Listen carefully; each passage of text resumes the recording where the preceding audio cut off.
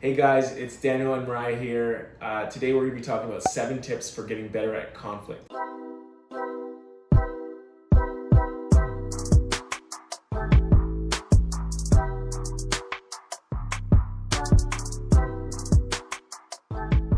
We're super excited. This is going to be a 2-part series. Yeah. So we're going to take you guys through 7 questions that we like to ask each other when we're going through a conflict. Yeah.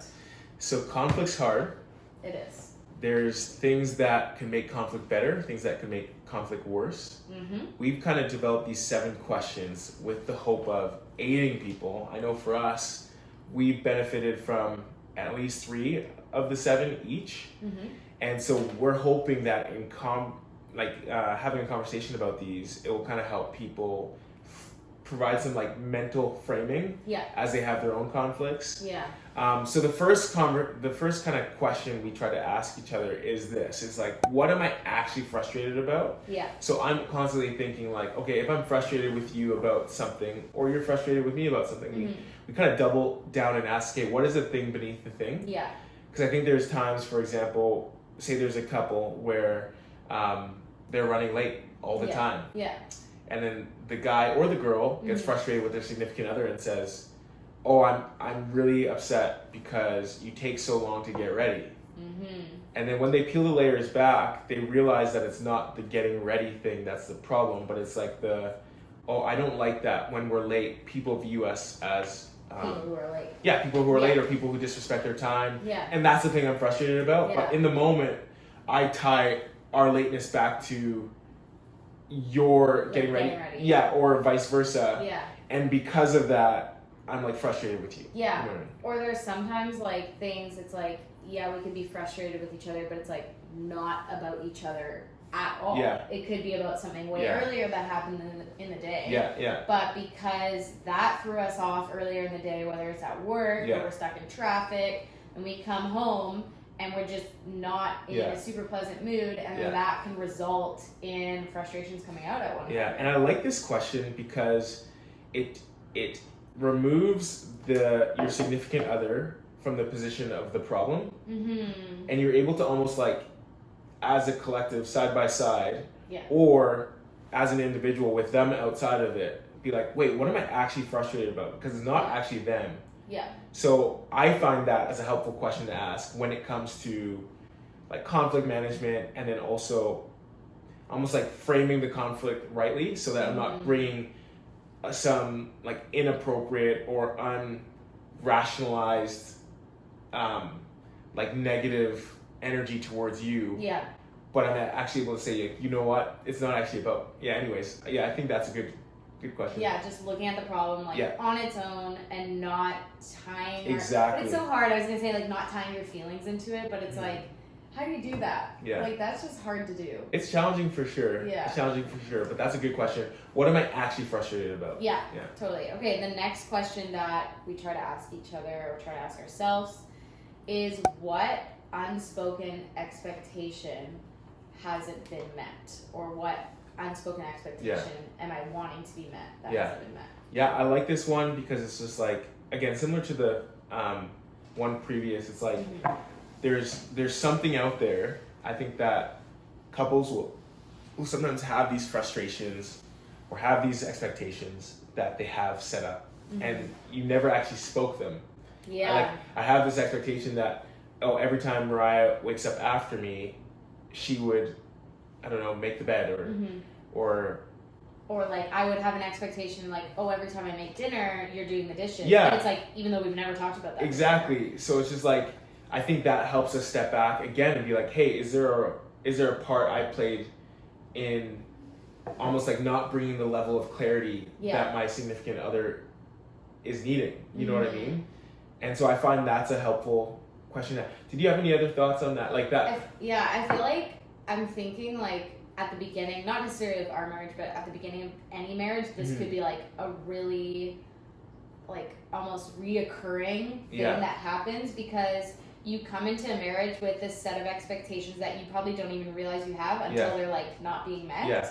Because that's how your parents functioned, or that's how you always imagined they'd function, and so yeah, it's like if your dad, when he cooked dinner, your mom always did the dishes, and then that's not happening in your relationship, you'd be like, wait, I'm not used to this. And so I feel like this question is really good at any stage of marriage, but maybe like specifically good to focus on at the beginning of marriage, because you're sorting through all those little expectations that you didn't realize you even had. Yeah, and I think that there's this thing too where I like that you hit like the parental roles or even gender roles. People will come into relationships assuming that, oh, I always saw my mom do it, so I think that that's the job of the woman to do. Or I always saw my dad do this, so it's the job of the male to do.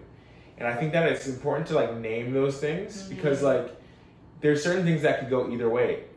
Humor me for a second into a case study. Okay. There's one woman, for example, who came from a specific household where the dad always communicated he valued the mom by helping the mom with diapers, cleaning up around the house, cooking, cleaning. Yeah. And then that woman's friend, are you tracking? Yeah. That woman's friend came up in a household where her mom felt valued by her dad when the dad actually let her do the diaper changes, the cleaning up, the cooking, because that made her feel like, oh, you're letting me kind of thrive in my space. Needed and necessary. Yeah, you're letting me feel needed, a sense of like, this is my thing. You know what I mean? Both go into a relationship and they have like flipped expectations. So it's like, oh, like my spouse comes into the relationship and the spouse says this. The spouse says, oh, you know what? In a relationship, from my family of origin, for example, I support my wife by helping her clean up. But the girl who came from the house where it's like the dad never helped feels like, oh, do you not have confidence in me being able to do the stuff that I feel like is a female duty, vice versa? Anyway, so it's just so important. And then the other side, it's like, oh, like I came in and my dad never helped with anything. And then the girl's saying like, oh, you don't value me, or you don't want to like be a team in this. So I think it's so important to like what you were saying is like name your family of origin stuff. Make sure you're like really being honest with the expectations you have and adjusting accordingly. Yeah. Third question that I find myself often asking, because of my temperament, I'm not like too quick to ask this question, but I like doing it because it challenges me. And it's this question: which insecurity of mine did this conflict just trigger? That's good. I remember having a conversation when we were dating about insecurities. And it's so funny to think back on, like, I don't think I realized what insecurity was, because I remember you asked me, like, oh, what are some of your insecurities? And I was kind of like, I don't really have any. And it's just, like, so funny to look back on, because it's, like, obviously I have so, like, not so many, but I have insecurities, just like any other human does. And I think before I used to think insecurity was always tied to, like, how you felt about how you looked. But I feel like it's so much more than that. It's about who you are, who you think you are, how you want to be perceived in the world, how you want to be perceived by others. And so, like, in whether it's dating or marriage, like, those insecurities can really be tapped into by the other person. I think most often by accident. Like, sometimes people get in fights where people are directly targeting insecurities, and that is, like, super unfair and not a great way to function in your relationship. But I think a lot of times, like with us, like insecurities come up, and the reason why we have such a big reaction to what our conversation is about is because it's really about the insecurity that's underneath it all. Yeah, and there's so many insecurities too that are like disguised as strengths or securities. So you don't actually notice them. And sometimes it's like, that's why this question is so helpful, because the only person who can lie to you is you. It's like, if I were to say in every conflict, oh, I'm not insecure about this or whatever, because I'm trying to like self-preserve or not be vulnerable, then I'm really just setting myself up for failure when it comes to this conflict. But if I'm able to say like, oh, actually, when she said that, it made me feel small, or made me feel belittled or whatever, although it's against my nature to like even say those words as an analogy. It's like, I can feel that.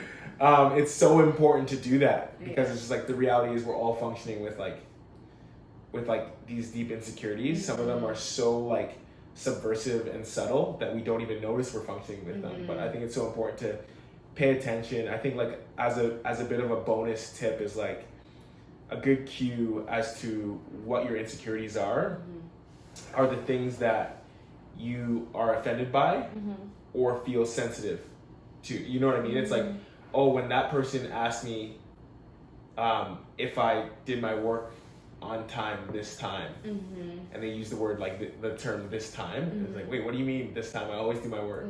And then that's like could be a pointer or a teller of the fact that you have this like desire to be viewed as a high accomplishing person or someone who is reliable, and anytime someone questions your ability to accomplish things, you feel like small or like offensive, or the things that you're defensive about are often other cues for that as well. So like if you notice that your significant other was getting insecure, like what's the proper way to go about it? Because like obviously you don't want to say, oh, you must be pretty insecure about this. Like, you're super insecure. I think that's the way to go. I think that's the way to go about it. Just say like, you look really sensitive right now.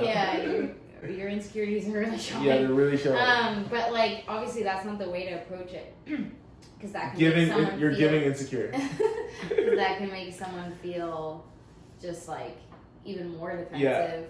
Like, what do you think the way is to go I think about that something that couples need to like circle back to, and this is something we'll probably touch base on in our next video, but this idea of like not everything that comes to mind needs to be said in that moment.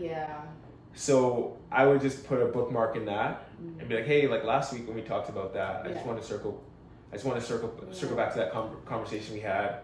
Like what feelings arose in you when we were having that conversation? You seemed like you had your back up a bit, or you had walls up, or whatever. Like, was that about something else? Or I think that's a good like let some time pass. And then, or you can go like the next day, like what kind of feelings came out when we were having that conversation.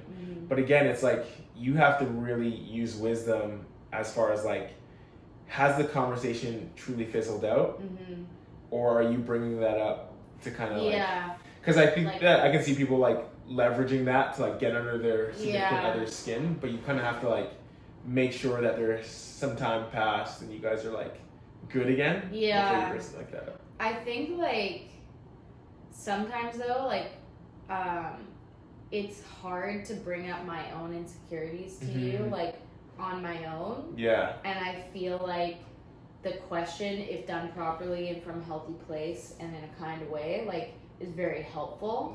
Because it's like, okay, I can talk about it, where it's like might be a little bit nerve-wracking just because it's so vulnerable to bring that up, like to pull you aside and be like, hey, I'm super insecure about this. But if like we foster a conversation where it's like we're allowing each other to share those moments, I feel like it's really helpful. Because like I just feel like those things are kind of hard to bring up on your own. No, I think that's fair. And I think that some couples would have this discipline more like nailed down than we do. But like journaling about conflicts could be good too, of like, and like having like a bit of a framework, like how did I feel in that moment? How did I perceive the other person in that moment? What did I hear them saying in that moment? Like those are like even 3 questions that could be really helpful in even unearthing, okay, what was the thing beneath the thing? How was I how was I perceiving the situation? How was I perceiving myself in it? And how was I perceiving the other in it? I think those are helpful tools in processing conflicts as well. That's good. Okay, the last question we're going to talk about today, there's more on part 2 of the video. I'm really excited for this one. It's, what story am I telling myself? And something that, like, an example that came to mind is, like, let's say Daniel's having a stressful time, and, like, typically, if there's, like, a lot of high stress, like, whether it's, like, due dates at work, at school, family things, whatever's going on, you can be a bit more, like, introverted or recluse. Not in a bad way, it's just you get more, like, focused, almost, like, hyper-focused. But I am like a super high physical touch type of person. So like, for example, if you had a day like that, and you're not really focused on like hugging me every 5 seconds, Yeah. I could easily take that personally and be like, oh, Daniel must be mad at me. There's something I did because he's not hugging me, or when I hug him, he kind of wants to move on. And I think like that's a story I could easily tell myself. Yeah. Even though like you not hugging me as often has actually nothing to do with me. It's just about life circumstances kind of putting some pressure on you, and you becoming focused on what's right in front of you. Yeah. And like, no, I think that's really legitimate. Like, and I think that in all of our conflicts, there's always a more charitable and less charitable version of the stories that we're telling about our spouse or our significant other. And like, the more charitable is like, oh, I'm assuming that they didn't mean that, or I'm assuming that they had my best interest in mind, or I'm assuming they had no ill intent in that. And then the less charitable is like, oh, like they did that out of malice or spite, or they were late because they don't value me or my time. And I think that the more I mature and we mature in our relationship, I find myself always trying to default to the more charitable. Yeah. Because it's like, the reality is like, the fact is that you care about me. The fact is that you do want the best for me. Yeah. So it's just like, I even like where my heart is at and my headspace is at when I do assume the best. Yeah. Because oftentimes that gives us a better playing field when it comes to like sorting out the conflict or the argument. Yeah. And I think that, relationships are better off, I think, when you decide to take a more charitable view of story writing when it comes to, and obviously there'll be a day where you get to ask, or in a moment you get to ask, like, hey, what did you mean by that?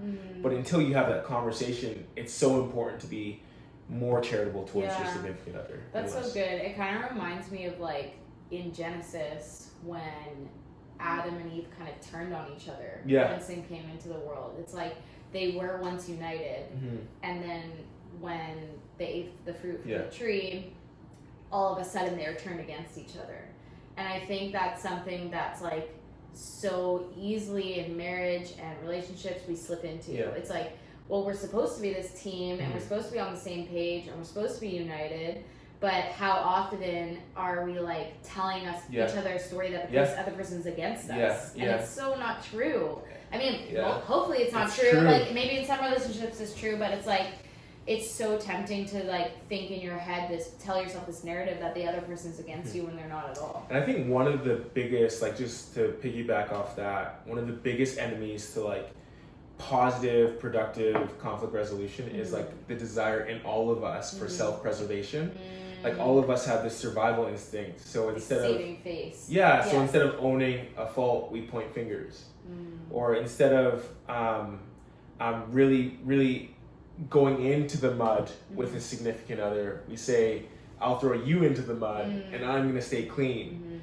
And it's like, at the end of the day, that's not how like healthy relationships are built. Healthy relationships are built by self-denial, not self-preservation. So as I continue to like die to myself and say like, oh, I'm going to try to paint her in a charitable light, try to lift her up. And as I lift her up, I automatically just start seeing myself lifted up as well.